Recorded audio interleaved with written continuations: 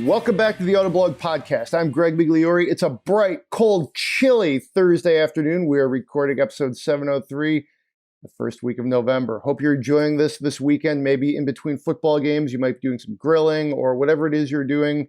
Enjoy the Autoblog podcast. We've got a great show for you today. We're going to talk about small pickup trucks, the Ford Maverick, the Hyundai Santa Cruz, and what if my kind of like almost below the radar favorite small crossovers, that's the Lexus UX.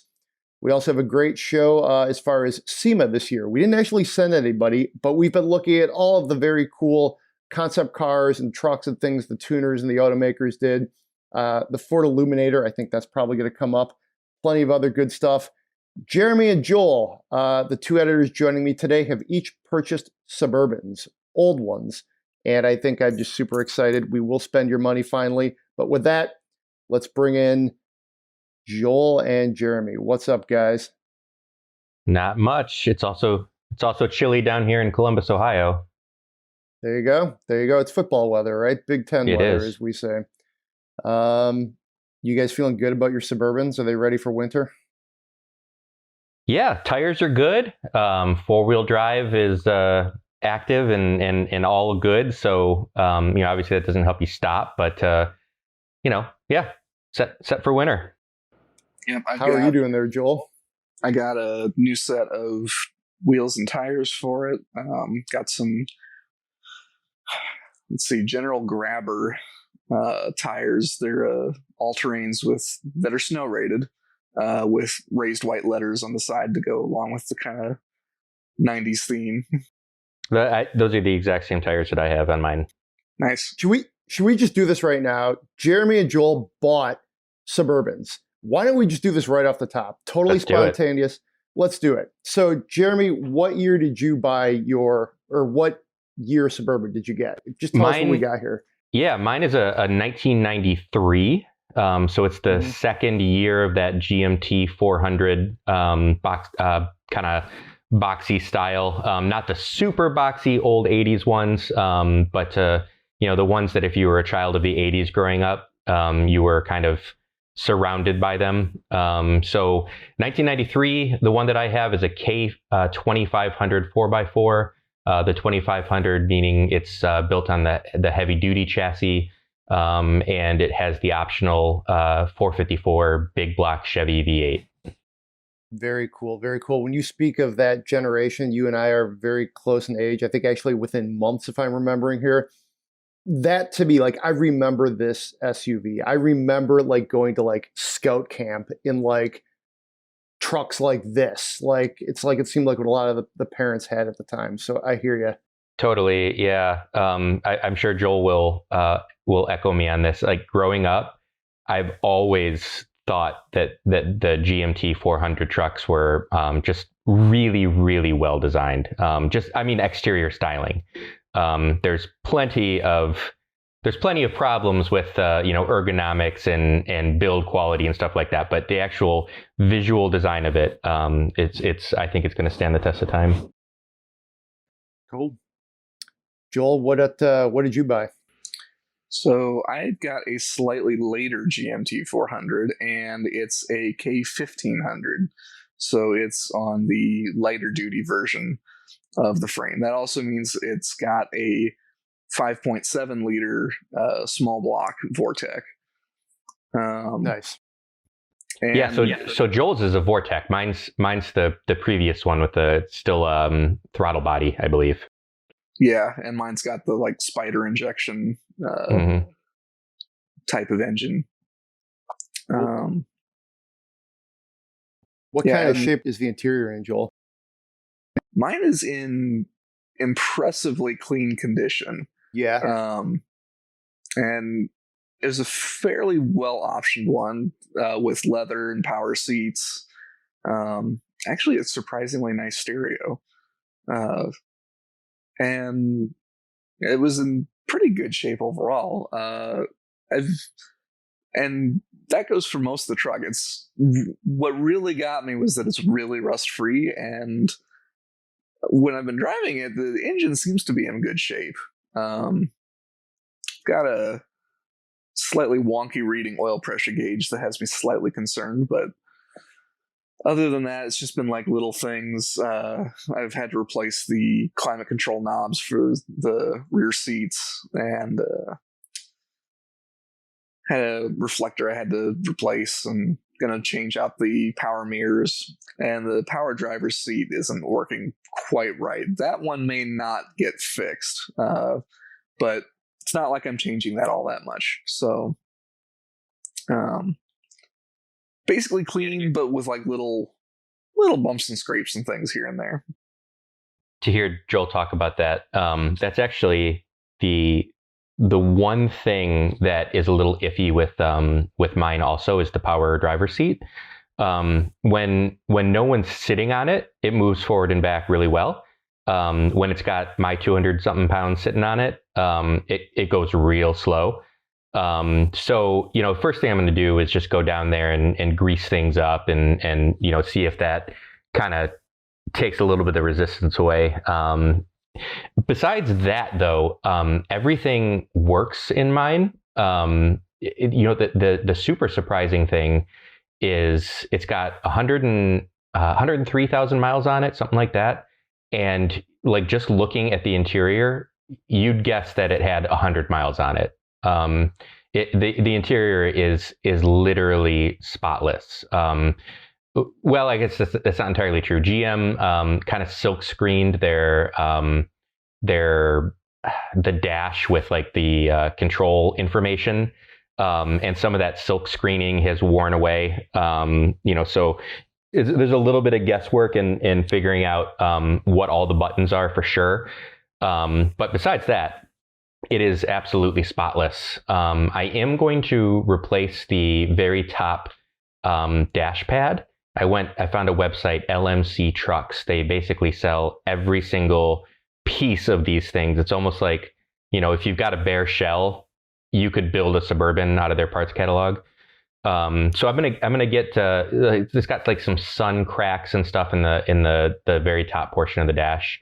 But like seriously, everybody who gets in it is like, what year is this? How many miles are on it? It's absolutely spotless inside. I'm curious, what attracted you guys to the Suburban of this era? So part of it for me was like what Jeremy touched on earlier, is that I think this generation of GM truck just looks really nice. It's aged extremely well. It's very clean.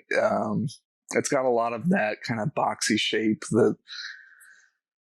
that's coming back into vogue right now. But done so fairly modestly. It was kind of like just before trucks really started going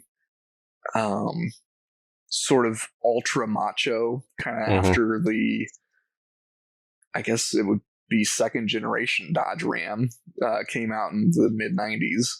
That kind of, there was the race to make the more like big rig inspired trucks. So I think it's a really sharp looking thing. And there are a couple other factors. One,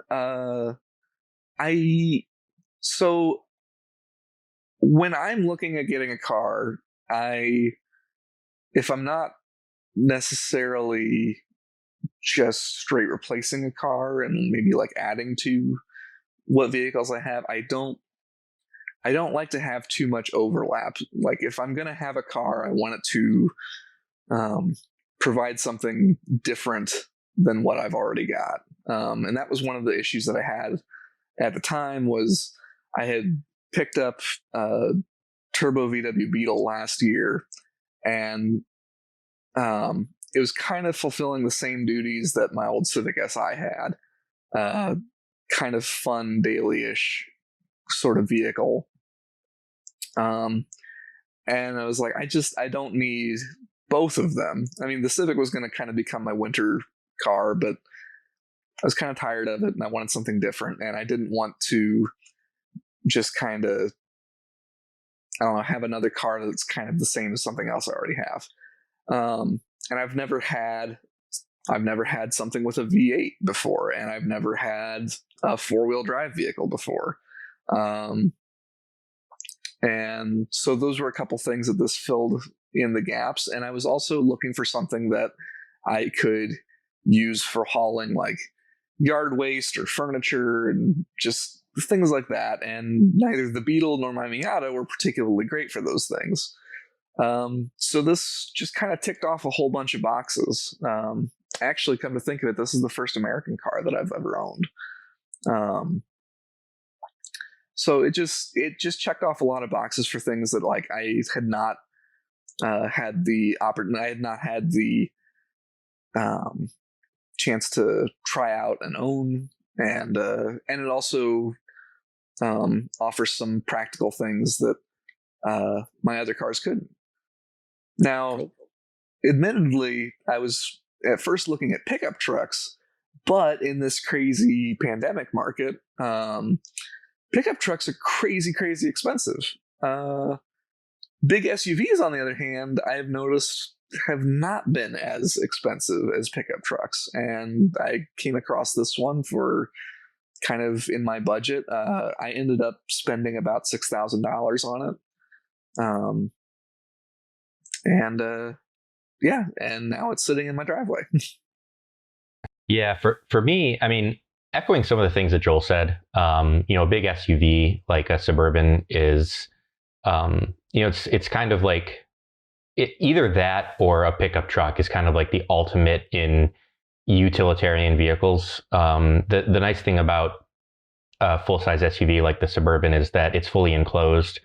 So similar to Joel, I was going back and forth between pickup trucks and SUVs. A pickup truck has a lot of benefits to it that are obvious with big open bed. But one problem with pickup trucks is that when you go on long extended vacations and trips, camping, hiking, whatever, anything that you leave in the back of the truck is, ripe to be, stolen or, kind of disappear on you.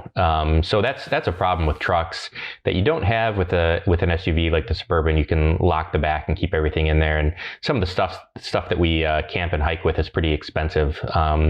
Backpacks, tents, all the gear that you accumulate to make life easier when outdoors. So that was a benefit to getting the SUV. We also occasionally tow.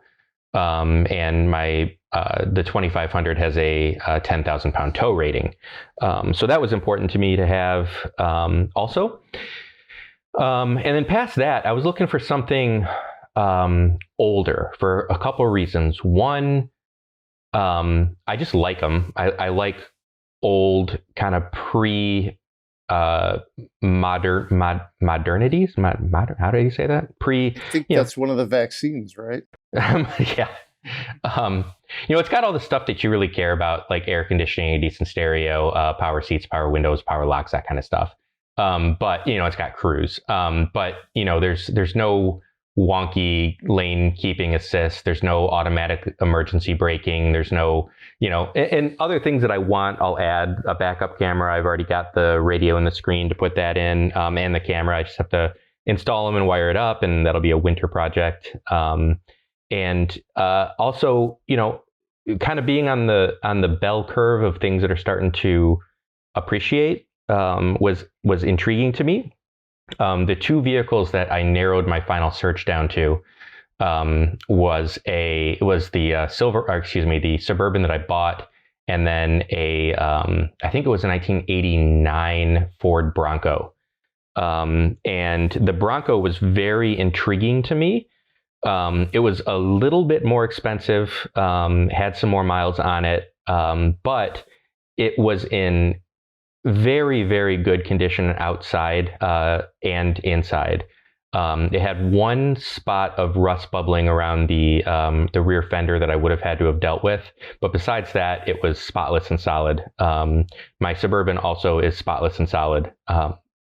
Whoever had it, I think they didn't really use it in the winter, even though I'm going to.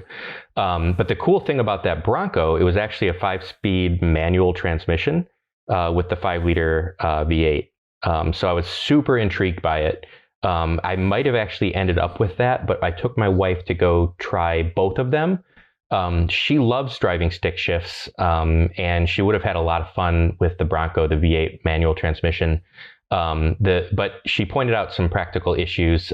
We want to use this vehicle for a lot of hauling, and we've got a massive tent, a big old kayak, all kinds of accoutrements for outdoor living, and I'm not sure all of them would have fit inside the Bronco. Like, I'm sure they're going to fit inside the Suburban. And then the other thing about the Suburban is you can remove that third row, and there's just an absolutely cavernous space back there.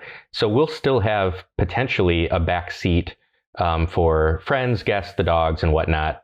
So it just ticked all the boxes. I really would have liked to have bought the Bronco 2, actually.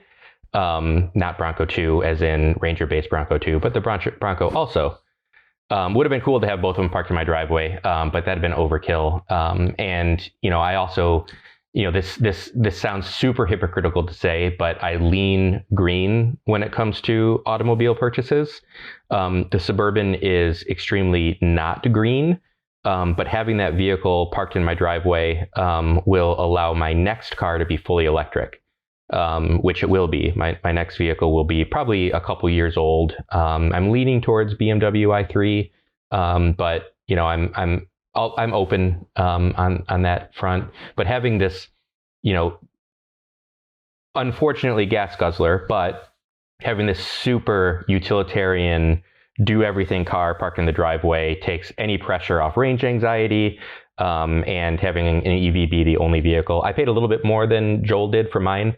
I think, just it has 103,000 miles on it, which is really low. The 454 engine and the fact that it's 2500 HD just meant it costs a little bit more. It was just into double digit thousand.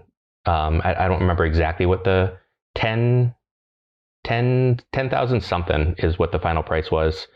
So, all in all, I feel like I did pretty good on it. I think everything is inflated a little bit higher due to the, just due to the lack of availability right now.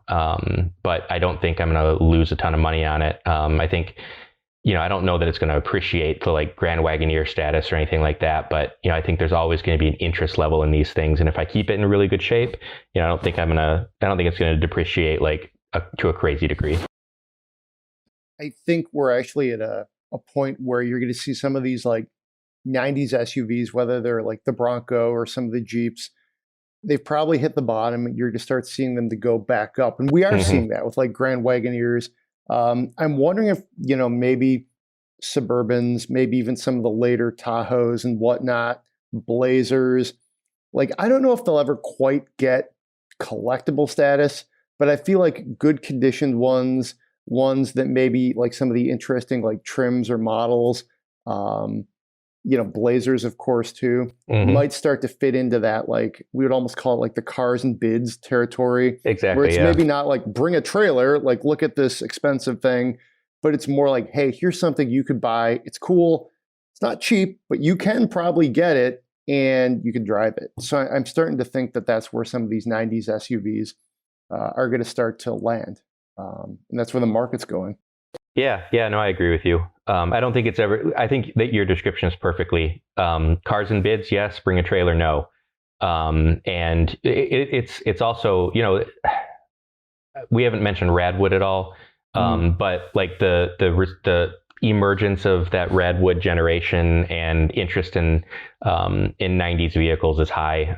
Mine happens to be two-tone gold and teal, so it very much fits the that 90s aesthetic. So yeah, it's I talked to some people who are just absolutely not into cars. Like my wife's mother, we drove it to her house, and she went out and she's like, "Why'd you buy something so old?" And I get that sentiment. The benefit to buying something old is that it's cheap and easy to work on.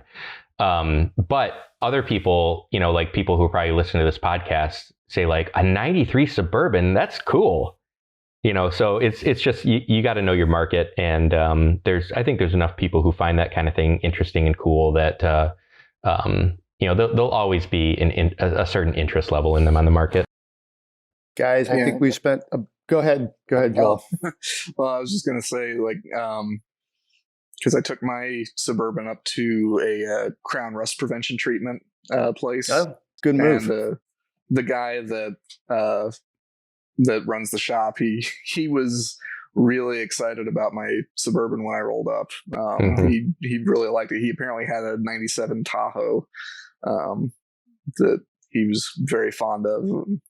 Was impressed with how clean this was, and mine's also definitely kind of a rad color combo. It's kind of a reddish pink with very 90s like side graphics on it with silver lower section, and it's got the factory fender flares, and it's also got some paint matched tail light covers, little like slotted ones that were very era appropriate. Yeah. Cool. Well, we should probably flash forward, leave the 90s real quick, and come back to 2021, which this is for about 50 something more days. Talk about we'll talk small trucks right now, which I could see these two vehicles being in 30 years from now talked about the same way we're talking about these Suburbans, is like maybe in their time, they weren't like the most sought after collectible thing, although they're both actually flying off dealer lots. And then, who knows, maybe these are future collectibles. I don't know. Ones that they make a lot of, and then, they're not as common out there. So, why don't we flip it over to you, Joel, as far as the Santa Cruz? You had it for a week. I've driven this as well. Then we'll talk about the Maverick too. But I mean, this seems like I know you've also been very interested in the Maverick. So yeah, what's your take on this segment? To me, it's very practical and appeals to a lot of different people. Yeah, I agree. And I've been very excited to try out these new little trucks because, to be completely honest, they might actually fill my needs for kind of a practical-ish vehicle better than the Suburban that I got. It's just that they're significantly more money than I'm ready to spend on something like that right now. But the Santa Cruz that I had was a totally loaded limited trim. So it came with the turbocharged 2.5 liter engine, all-wheel drive, all leather interior, sunroof, heated and ventilated seats, 10-inch screens for the instruments and for the infotainment. It had the fancy built-in hard sliding tonneau cover for the bed. It was completely loaded, and it came with a pretty steep price. The Monroney for it was about $41,000. And this is a small truck for that kind of money, but it was really loaded, and it does actually have a pretty nice interior. The interior is mainly shared with the Hyundai Tucson, but it's still a stylish inside. And what I was really impressed with was that it drives really quite well. The engine is really peppy.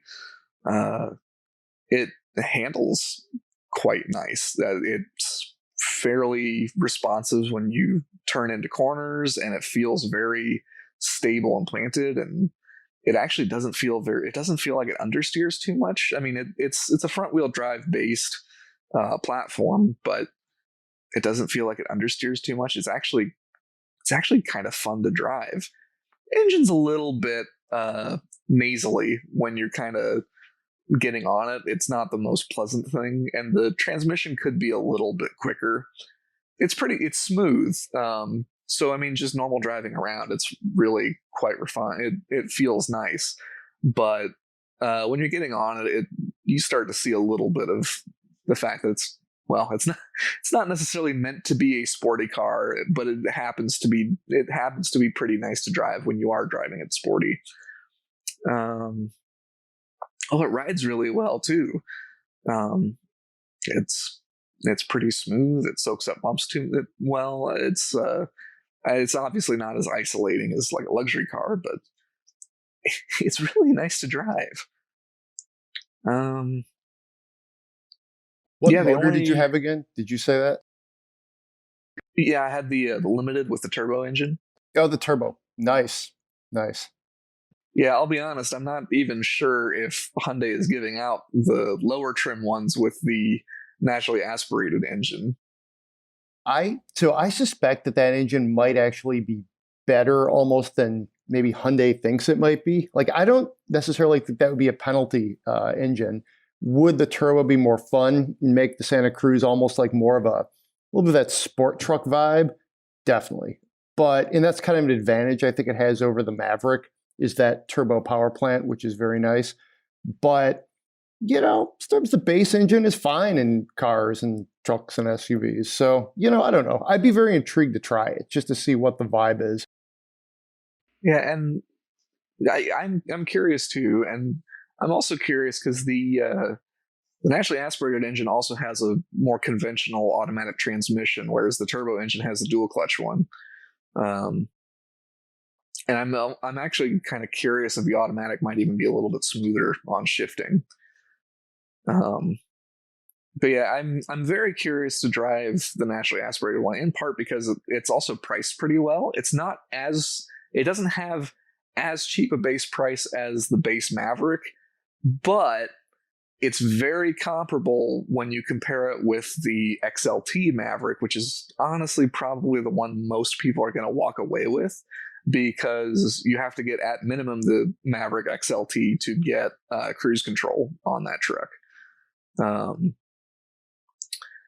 But yeah, I was impressed with Santa Cruz.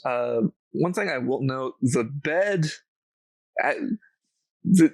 has some interesting things. It's got a trunk, kind of like a Honda Ridgeline, but it's really shallow.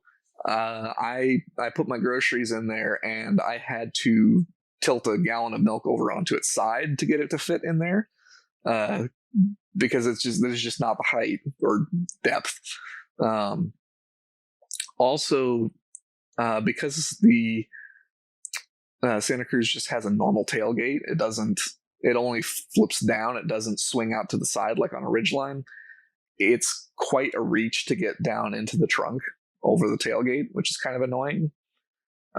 Whereas with the Ridgeline, you can swing out the tailgate and you can get right up to the bumper, and it's easy to get into the trunk.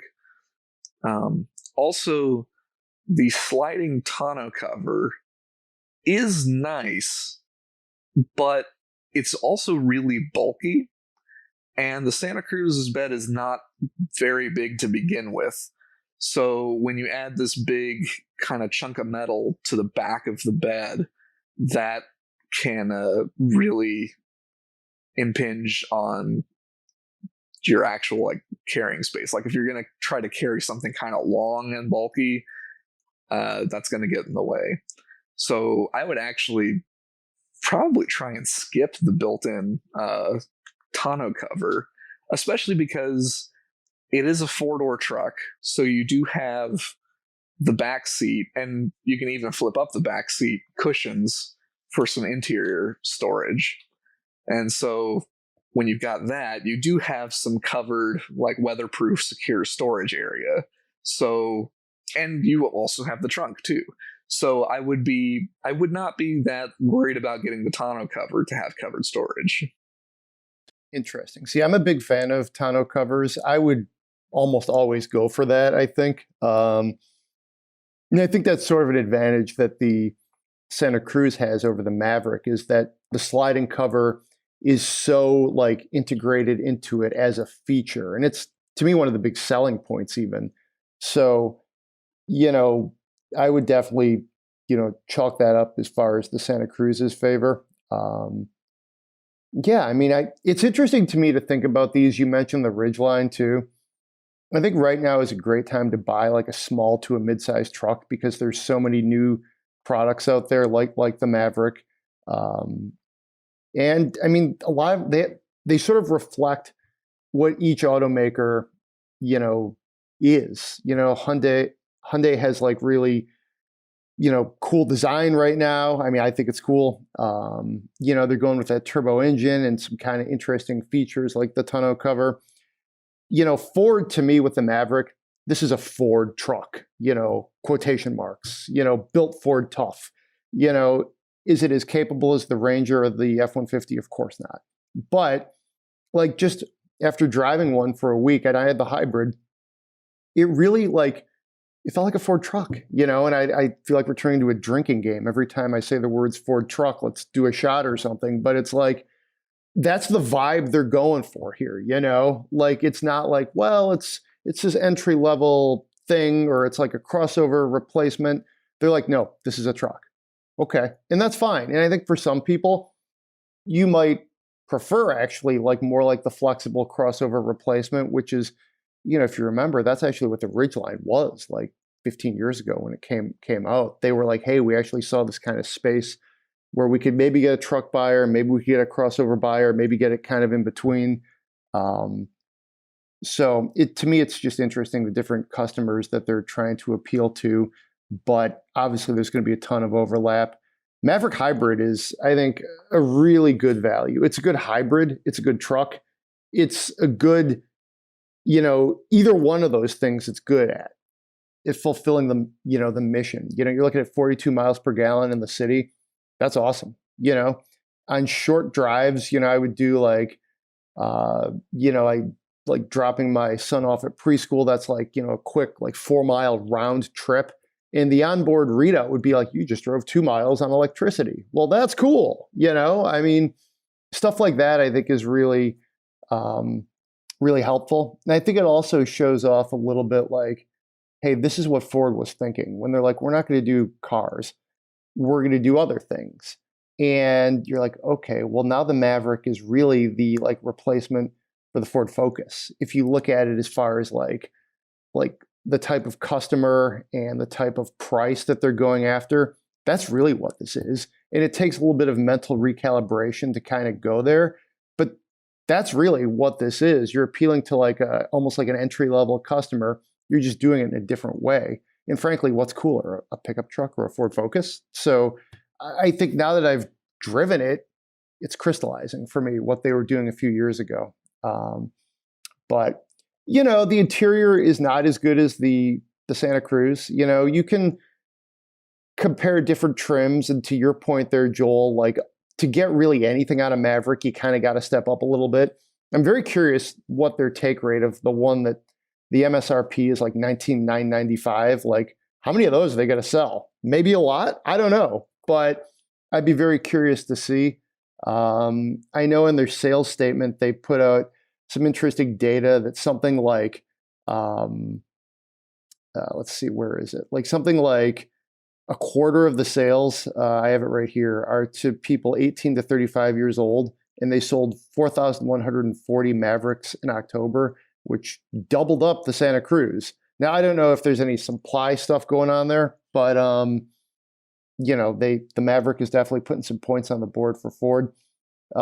Interior is, I think, interesting too, because it's got like a lot of cubby holes and like shapes. Like mine had this kind of orange like trim on some of the like, different pieces in there. And it's very basic. Didn't have satellite radio. Like, it's a pretty small infotainment screen by today's standards. It handles like a truck though. Like it reminds me a little bit of like a small Ranger. The way the steering is kind of like weighty and not rubbery, but you know what I mean? That kind of Ranger-like feel. I mean, it's got that sort of feel to it. The bed's pretty small. I guess, we tailgated on Halloween with it. That was fun. We used the power outlet to put some Halloween lights up, put some pumpkins on it. The one thing I would say is I don't know if like they really are marketing this at the do-it-yourself crowd. Like, I don't know. Do you think that many people are going to like build a wooden bike rack and put it in their truck, or like do some of this like DIY wiring that they suggest you could do? Maybe they will. I don't know. But I don't necessarily know how many people are going to do that. So I don't know. It's my mini review of the Ford Maverick. Definitely like it for sure. Yeah. I think more people will do it than I think you might realize, because I'm sure there are a lot of people that are looking at this and are on a bit of a budget that like they might have been like, I need a new car. I'd like a truck, but I can't stretch to a Ranger or a Colorado or something that, and certainly not one that would be like nice, because the like sub $30,000 like Rangers and Colorados and things are really, really bare bones and not particularly pleasant to be in. Whereas for that similar amount of money, you can get a Maverick that's actually decently equipped. And so I'm betting there are probably a lot of like kind of more budget conscious people out there that's like, hey, if I can like set up my cargo dividers and stuff using some 2x4s, yeah, I'm going to do that. I think there's probably truth to that component of it, Joel. I think the part that I wonder about is, are people actually going to like take out that DIY wiring splice thing and use it to wire up a lot? I mean, maybe a few people who are really into tailgating, but that one seemed pretty far-fetched to me, honestly. Yeah, wiring is probably a bridge too far, but there's probably some people that like maybe hadn't thought of it before and like, maybe I'll give it a shot. But that is probably going to be a small group of people. But yeah, so Greg, I think you have driven both the Maverick and the Santa Cruz, right? I have. So somewhat recently. So how would you kind of like describe sort of how they differentiate as far as like the driving experience? Because that's what I'm really curious about with the Maverick. Because with the Santa Cruz, I was like, this feels kind of car-like and in kind of the best ways possible. Yeah, that's a really good point. I would compare the Santa Cruz almost like a Tucson with a bed in some ways, which is what you might expect. It's even the interior vibe is sort of in that same vein. I would say the Maverick reminds me a bit, almost like a small Ranger in that sense. From the steering feel to the just the feel you get behind like the steering wheel in that driver's seat. There's definitely a truck-like demeanor. You've got like a not long, but kind of a squat, wide hood. Reminded me a little bit of like the feel in a Bronco, where you've just got this like slab, this flat hood out in front of you. Suspension is, I would say the Maverick's a little stiffer, a little harder than the Santa Cruz is. I think it's, I felt a little more beat up on some of the roads around here, especially as it's getting cold and, things are getting a little messy out here. And then the powertrains, to me, that's more like, what flavor do you like? Do you want the hybrid? Do you want like the base Ford engine? Do you want the turbo, in the Santa Cruz, or their base naturally aspirated engine as well? So I'm going to like to psychoanalyze. I feel like you might be more of a Maverick person, Joel. That would be where I would guess after you drove them back to back.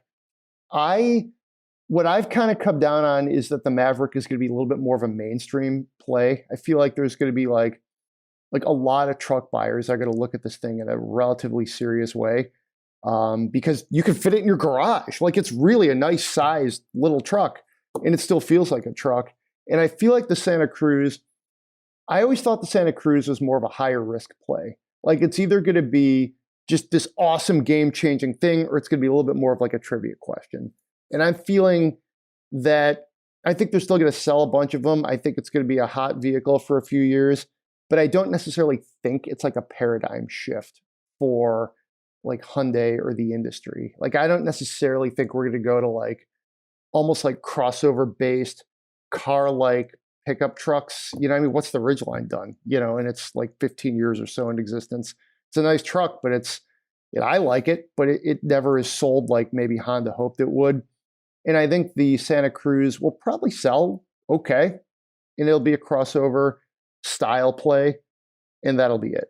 I don't think, like, my guess is a year from now, we're going to be like, yeah, that October sales tally of 2021 was like foreshadowing things to come, and the Maverick will outsell it maybe like by a third or something. So, yeah.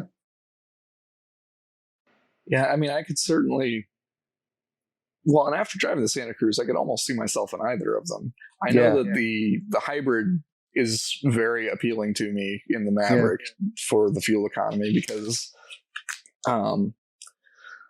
like Jeremy, I would like to have efficient vehicles. The Suburban is a bit of a shift in that in that decision making. That being said, especially if it was a vehicle that I wasn't driving a whole lot, the turbo, well, I wouldn't really be able to afford a turbo Santa Cruz. However, you can get a turbo Maverick for a fairly low price, and that has very similar, it's not as powerful as the turbo Santa Cruz, but 250 horsepower and 277 pound-feet of torque is no slouch in the turbo Maverick. That's a good point. That engine's not nothing. That's a decent engine in the Ford. That's a really good point, Joel. Yeah. And I think both vehicles do have enough, differentiate themselves enough to find their customers. And each of them do have little advantages. Like the Santa Cruz has slightly higher towing numbers. And the Santa Cruz, you can have it with the base engine and get it with all-wheel drive. Whereas on the Maverick, the hybrid is front-wheel drive only. Yeah, that's definitely another good point of differentiation. It's, I think in some ways it reflects, again, each like strategy of Ford versus Hyundai, how they do their product planning. I know when I did a Santa Cruz drive in late August, and one of the things their product guy said was something to the effect of, yeah, Maverick's got a hybrid. Yeah, we got to do something about that. Because they have, I believe it's the Tucson hybrid is like right there. So like the same technology and the very similar package could easily work here. So, I mean, I kind of think in a year, if I were a betting man, you might see something like that on the Hyundai front. I'd even like to see both of them have plug-in hybrid versions because there is a plug-in hybrid Tucson. There is a plug-in hybrid Escape. Yes. Plus, you can fit the Escape will obviously fit in your garage, but so will the Maverick. And I mean, suddenly you're like, it's not like you're trying to plug in your F-150 in your like Suburban Colonial. You can get a Maverick in a garage, and that's not that big a deal. So we should probably transition over to the Lexus UX that Jeremy spent some time in. I've always had a soft spot for this little crossover. I think it's kind of fun. I especially like the hybrid. But what did you drive, JK? I had the non-hybrid, the UX 200. For those who don't follow the hierarchy closely, the standard non-hybrid is a 2-liter naturally aspirated 4-cylinder with a CVT transmission powering the front wheels. That is the UX 200. Then there's the UX 250H, which is a similar 2-liter naturally aspirated engine, but an added hybrid component, a couple electric motors if you get all-wheel drive, and a little bit more powerful. Neither one of them is particularly spunky, under 200 horsepower, if I'm recalling correctly, and none of that kind of turbo whoosh that you expect to get in small displacement engines these days.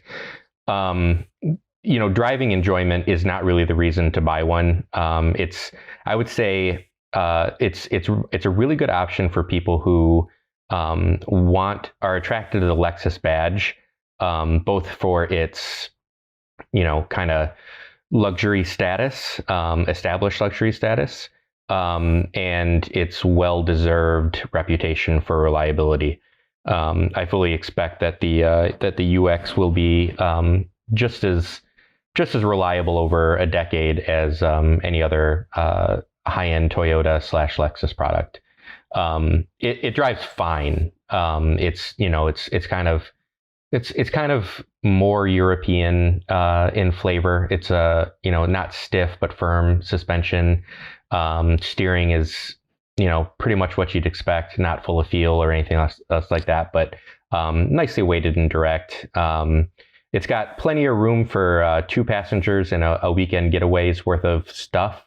Back seat's very small, and I would say there's no way you're going to fit 4 people's worth of luggage in it for a trip. A younger couple who can afford, $40,000 for a nice car, doesn't need a lot of space, just like an urban runabout. It's really good.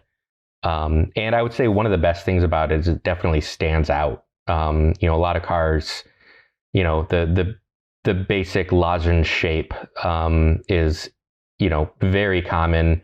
Whereas the UX very clearly stands out. It's got the, Predator-esque Lexus grille on the front of it. And it's a little bit pointier and more angular than most anything from the German manufacturers. So, it's a unique style, and standing out sometimes is important to people. So, good car, fairly efficient, reasonable to drive, not terribly expensive. The downsides are that it's very small.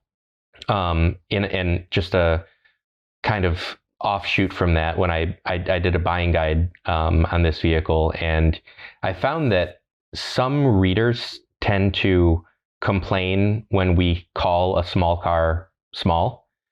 But what they're not realizing is even small cars are competing against one another. We know it's small, but it's even small compared to its competitors. And that can matter. You might want the small footprint, easy to park, easy to put in your driveway, plenty of room in your garage. But you still may be interested in how much luggage space it can carry, how much leg room it's got in the back for back passengers. If you're over 6 feet tall, how much headroom does it have? So, we're not calling small cars out for being small. They're supposed to be. But when they're significantly smaller than their competitors, or when their small size might rule out certain buyers due to their size or requirements, it's good to call those things out. And the UX is one of those vehicles that is a small car that's even smaller than those vehicles that it competes with. So that's something to note. It's definitely not going to work for everybody, but it's a very nice little car. Very cool. The last time I drove a UX, I took it to the Secretary of State, which is like the DMV in Michigan. And I just remember zipping around and enjoying it very much, and thinking that this visit to renew my tabs or whatever was not such a bad thing, because I had a fun drive to and from. So it's been a little while, but yeah. I do think the hybrid's the one to buy for what it's worth. I agree. Yeah, it's a few $1,000s more, but it is more efficient. It is slightly peppier, and it does offer all-wheel drive. Besides the slight increase in cost, there's no downsides to it. So that's the direction I'd go. So we've already talked Suburbans. We're gonna have that right in here in this tweener spot. We'll definitely include the links to these Wikipedia entries, and if you guys have any pictures or something, we should get those in the show notes. But let's talk SEMA. Just the general chatter around this show and reading our coverage and other sites is wow, SEMA was good this year. Last year, for obvious reasons, it wasn't as much, but I mean, there was some cool stuff there. And, what stood out to you guys? I mean, to me, there was just almost too much to get into, but I mean, I don't know, doesn't have to be the best in show, but what really just resonated with you, Jeremy? Well, I mean, I think we're all going to call out this 3-row Jeep Wrangler that Jeep put together. As soon as I saw it, I thought, Land Rover has got to be quaking in their boots when they see that, because they've got this new Defender, and what is it, the 130, the new one that everyone's expecting shortly. And, like the funny thing about Jeep is they can easily sell every Wrangler that they build. And yes, they've got some new competition from Ford, but there's so much demand for Wranglers and Broncos that I don't know. I'm not entirely certain what Jeep's strong motivation would be to turn around and extend a Wrangler Unlimited and make it a third row, but they wouldn't have produced this concept if they weren't thinking about it and weren't aware that there'd be a demand for it. And in the pictures, it just looks so cool with the kind of bumped up bubble top on it for stadium seating for the second and third row passengers. So that definitely, and I love the color combination. Check out Autoblog.com and you'll see photos of that Wrangler if you check out our SEMA coverage or our Jeep coverage. It's a great color combination, and I really love to see that. Yeah, very cool. Shockingly that JK goes with the Jeep, but I mean, hey, that's a really cool one too. I really liked what they did with it. They really just gave the whole vehicle kind of a different, like, retro look, which was just really nice. How about you, Joel? I know you kind of like going to the show, or at least you have in the past. What stood out to you? There was a lot of really good stuff. Thing that I want to highlight that I think it actually got a little bit buried by some other stuff this week because it came out a little early. Chevy announced this new crate engine, the ZZ632. And it is just the most outrageous, ridiculous crate engine I may have ever seen, even over the 1,000 horsepower Mopar Elephant engine that came out a couple years ago. So the 632 in the name is for the displacement in cubic inches, which for people that are more familiar with metric, that's a 10.3 liter V8 engine. That's even more displacement than the old Viper V10. And it's all packaged into it's a big block Chevy engine. And it's a push rod, and it's built heavy. It's got a forged steel crank and forged steel rods, and it's a cast iron block. But the thing still revs to 7,000 RPM, and it makes 1,004 horsepower. And it does all that on 93 octane pump gas. And it's just such an outrageous engine. I would love to try it out in something someday, somewhere. I don't think they've announced pricing yet. I think I did see a couple places saying that they had like leaked information that said about $30,000 for one of the engines, which I'm not entirely surprised at. But yeah, it's just a completely outrageous thing, and it's the kind of thing that I love about SEMA. Chevy has done a really good job, I think, in the last 5-6 years of using, whether they're crate engines or even the E-Rod technology that they use, where they're like electric crate motors, and just showcasing them in different things. And I loved what they did with that 57 Chevy. That was part of I think with Hot Rod magazine. But I like the way it's like they bring you in, they get the attention. You're like, oh, what's that old cool thing? And then it's got like an electric motor or a crate motor under the hood. I think that's great. Jeremy, I'll bore you with the stories of this like 73 Chevelle Laguna they did a few years ago, and I always bring up every year. It was 2018 they did that.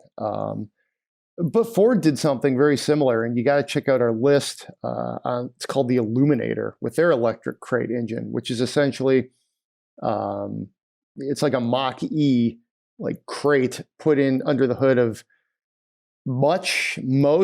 some of a 1978 Ford F100. If you actually look at it, it looks like it's more like they bolted the panels of a 78 F100 around some other stuff, and that's cool. I'm all for that kind of resto mod approach.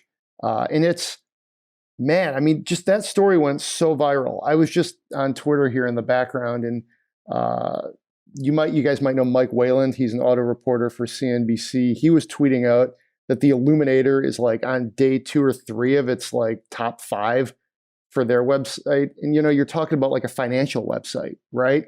I've seen this story everywhere. I think it goes to show you the sometimes pictures and like, I don't know, the right kind of like, old vintage thing can really like just capture the feel at the moment. And this truck certainly did.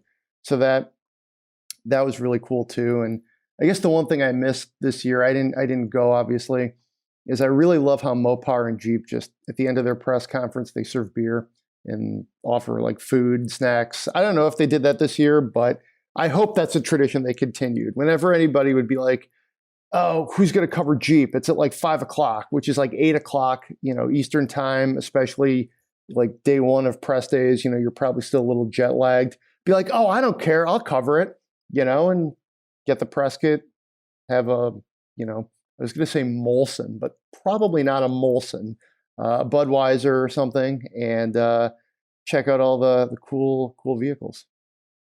Yeah, and I want to add to the electric conversion stuff because I'm excited that it's getting a lot more attention. Part of me feels a little bit bad for Chevy because this is actually the 3rd year that they've done electric converted resto mods with the Project X hot rod 57 Chevy. It's got, while they didn't confirm it, basically the motor from the Cadillac Lyric. But in years past, they did a Chevy C10 pickup with a couple of modular electric motors. And then another year, they did a Chevy K5 Blazer that they added a Chevy Bolt motor to and battery pack, which was kind of previewing their crate motor electric system. For some reason, the Ford F100 custom that Ford did seemed to really get the media traction. Not that it's undeserved, because it's a very cool truck. And it's worth noting that it actually has 2 electric motors in it. They basically took the Mach-E Mustang powertrain and put both motors at either end, and it's got 480 horsepower. I'm really curious to see like what kind of battery was in it and how they packaged it. The photos very clearly did not show how that was all packaged. Granted, Chevy didn't really show how this Project X was really packaged either.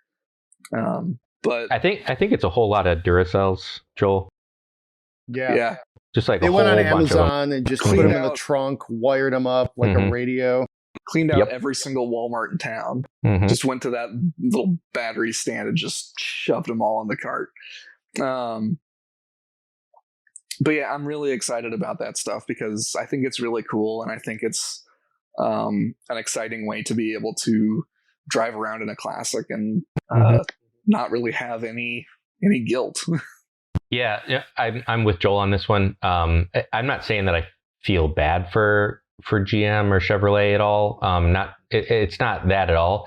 But the thing that is kind of surprising to me that I don't see a lot of chatter about, except maybe hardcore Twitter, car Twitter, and our own commentary channels that we talk amongst ourselves. Ford's system is set up for transverse mounting in vehicles. Whereas General Motors has put out some kits that'll bolt in more easily to what you'd think of as a more of a resto mod kind of platform with a front engine rear wheel drive setup. So something just to be aware of is that if you're brainstorming and figuring out how you're going to put this Mach-E motor inside your classic vehicle, just be aware that it's set up for a transverse arrangement. So think front engine, front wheel drive. You lift up the hood and the engine's sitting sideways in there, powering the two front wheels. It doesn't obviously have to be front wheel drive. It can be rear wheel drive or whatever. But that's just something to be aware of. The actual logistics of setting that up inside a converted vehicle might be not exactly what you're thinking of. Whereas the GM E-Crate system is more set up for that front engine rear wheel drive style platform. That's correct, isn't it, Joel? Yes, and I think some of that is the fact that the Ford crate motor, the Illuminator, is available to order right now. It's on sale. The GM E-Crate stuff is still kind of in development. They're still kind of finalizing some things, so you can't get that yet. I'm guessing that some of that was the GM is working on making it so that you can get the motor and that it'll bolt up to very common old transmissions. Mm-hmm. I'm guessing that Ford wanted to get their motor out first. I can't blame them for that. And if you're creative with fabricating and stuff, it shouldn't be that much of a problem to find a way. I mean, it won't be easy. You'll have to do some serious work to get it to fit, but there are people that can do that. Also worth noting is that Ford doesn't sell batteries and battery management systems and inverters and stuff yet to go along with its motors. So you'll still have to, at the moment, come up with a custom battery system. GM is working on including like battery stuff with like a complete E-Crate set. And Ford has also said that they are working on offering all of those ancillary parts, the batteries and battery management systems and things like that. So you can't exactly go out to either of these companies and buy a turnkey powertrain, but they're coming, and they're coming soon. And what Ford and GM have been showing the last couple of years show that they are working on it, and it's moving along. Cool. I think it's interesting when we're looking at like not only the custom tuning, hot rodding hobby, but like when you start to talk about electrifying your old wreck, or maybe it's a status above that. There's a lot that goes into it, too. And frankly, too, just trying to build something out, sort of like what Ford did around like an E-Crate type of motor.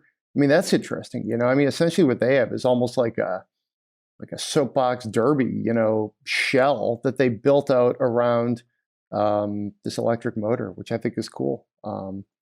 So we should probably spend some money. We got a good one here. So let's see. This is, all right, here we go. So I'm in an interesting spot. I'm just about to buy an SUV for my wife as a result of selling his Wrangler and his Triumph Bobber, okay? Means I'm going to have 0 car payments. And that means it'll be time to go into debt next year by buying a sports car. Alrighty, sounds good. It's 2021. It's what people are doing. Tricky part is finding a performance car that doesn't have leather in it. He's a vegan and won't buy leather seats. So here's some of the criteria. I'm looking at the new Z with a manual. Had a 370 before and loved it. The bummer is that the performance model has all the good stuff on it, but it comes with leather seats. So I'd have to get an entry-level one, and that's frustrating. I was looking at the C8 LT1 package with a bunch of extras to make it really sweet, but I found out that even the LT1 might have leather door inserts, though it's not leather seating. I honestly don't know that. Maybe you guys do. That one's probably out. Recently added to the list is an AMG C63. It's bloody expensive. Yes, it is. But the specs are amazing, and they do offer it in faux leather. That's true. Mercedes does do. They have their own formula for that. MB Tex, I think. Yeah. I was gonna say M-Bucks, but I think that's also their infotainment. But yeah, you're right. I remember there was some controversy with that too. Like, remember it was like melting or something like 4 or 5 years ago. Yeah. There's a story on it way back in the day. But they probably have it figured out now. The M4 is mandatory leather. I didn't know that. That's unfortunate. Cayman sounds like it is, but for the money, he'd rather get a Z, to be honest. That's an interesting approach. Challenger Hellcat widebody. Interior is ancient history. It's not so bad. Would not feel good about spending 70 grand and getting that interior though, or that build quality. like I said, it's not so bad. What am I missing here? Help me buy a sports car, non-leather, probably a stick, but not mandatory. Looking at like maybe $1,000 a month for the financing payment. Newer, gently used, want to track it. Not mechanically inclined, so I don't want something that's unreliable or takes a lot of tinkering. Thank you, says Alex. Thank you for writing. This is a great one. Over to you, Jeremy. Well, this is hard. You know, I fully support someone's taking a stand if they don't believe, you know, if they're a vegan and don't believe in using animal products. It's just going to be really, really difficult to get what you want as you are actually seeing as you write out your email to send it to us. So here's where I settled, and you know, I'm with Greg on this. I think you are undercutting the Challenger. You're writing it off before you probably should. The interior is not bad. It's actually very usable, and you know, Chrysler's Uconnect system is honestly one of the best in the business. You don't have to go all the way up to a Hellcat. You actually can get a Challenger Scat Pack, which is a super fun vehicle to drive. You can get the wide body, which is, you know, is going to be a little bit grippier if you do want to track it, and you can get it with a 6-speed manual.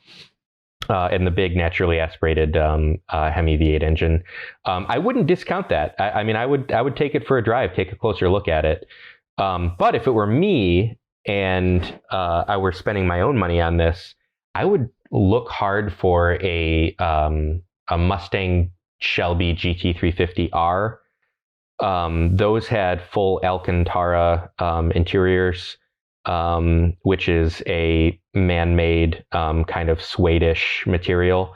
A lot of car companies use it because it's lightweight, but in this case, it is not produced from animal products, as far as I know.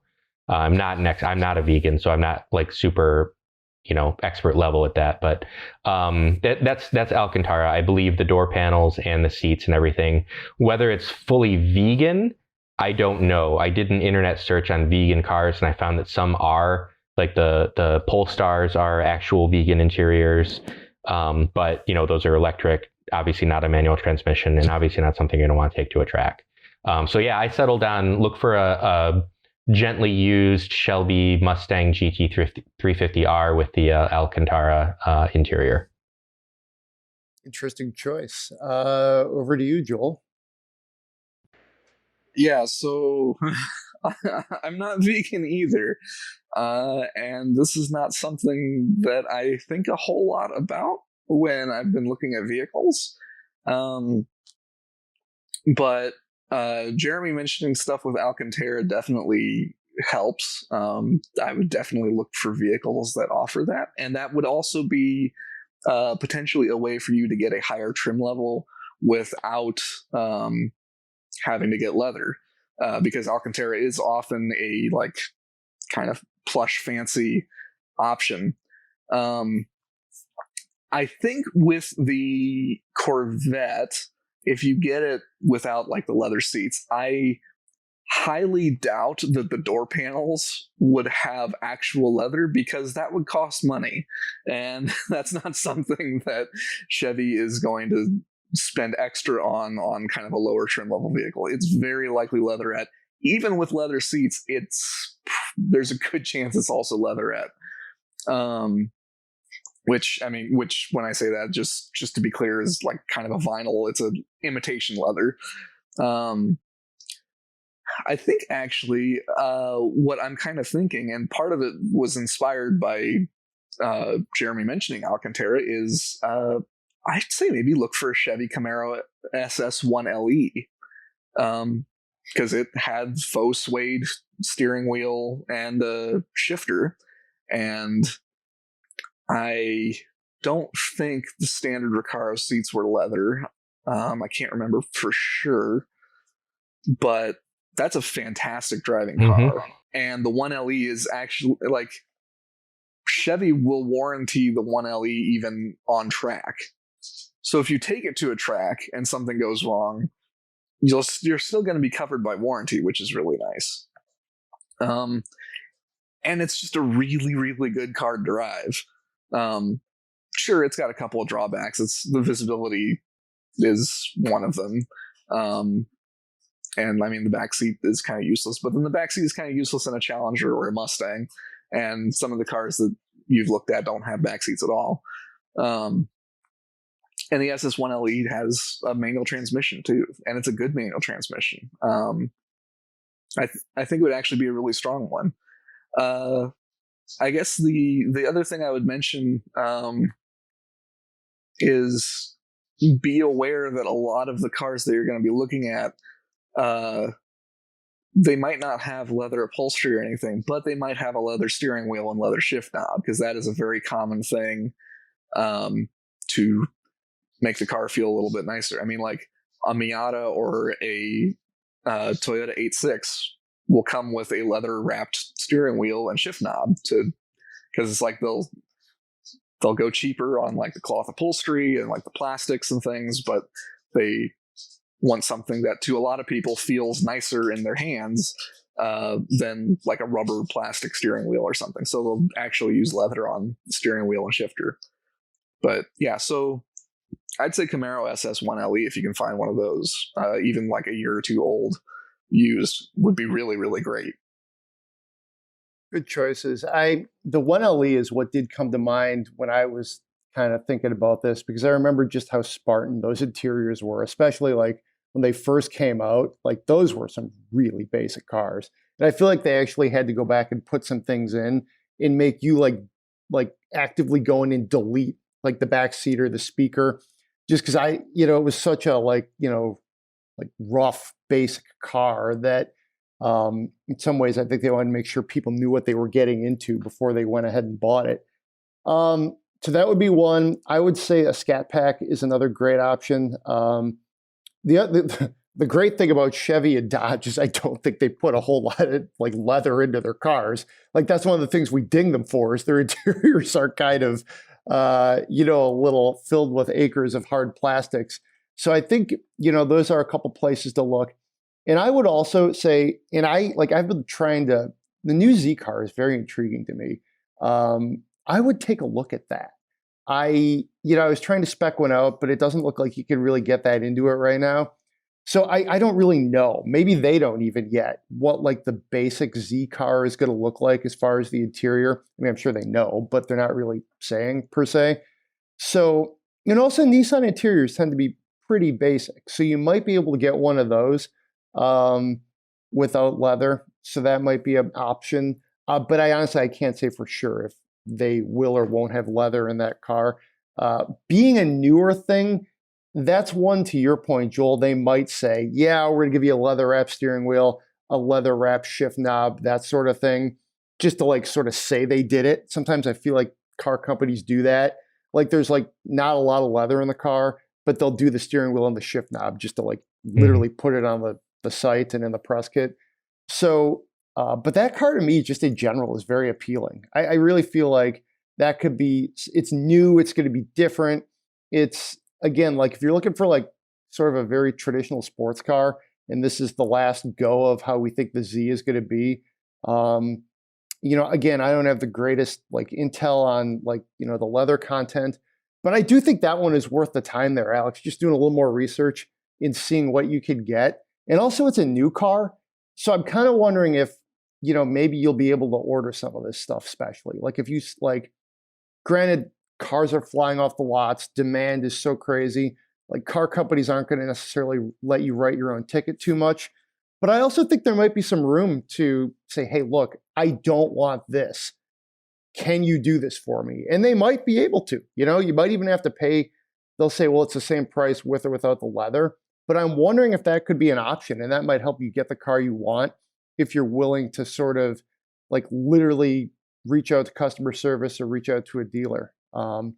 Just doing some quick Googling, looks like Tesla and Fisker actually are going to offer vegan options for some of their cars. I believe Tesla said that a while ago. But again, that's not really what you're looking for. You want like a real sports car. So a Model S isn't necessarily going to do that for you.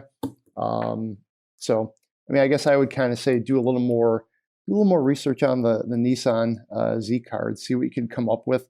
Because I think, like, again, getting that new car like that might be worth your time if you can do a little bit of, you know, like dealing or something to make that happen to the criteria you're looking for. And thank you for writing. This is a challenging one, but we certainly appreciate it. Thanks for listening too. Everybody else, thank you for listening. Hope you've enjoyed this week's show. We really went all over the place with our topics. Have a great weekend. Send us your Sped by Buddies. That's podcast@autoblog.com. We'll see you next week.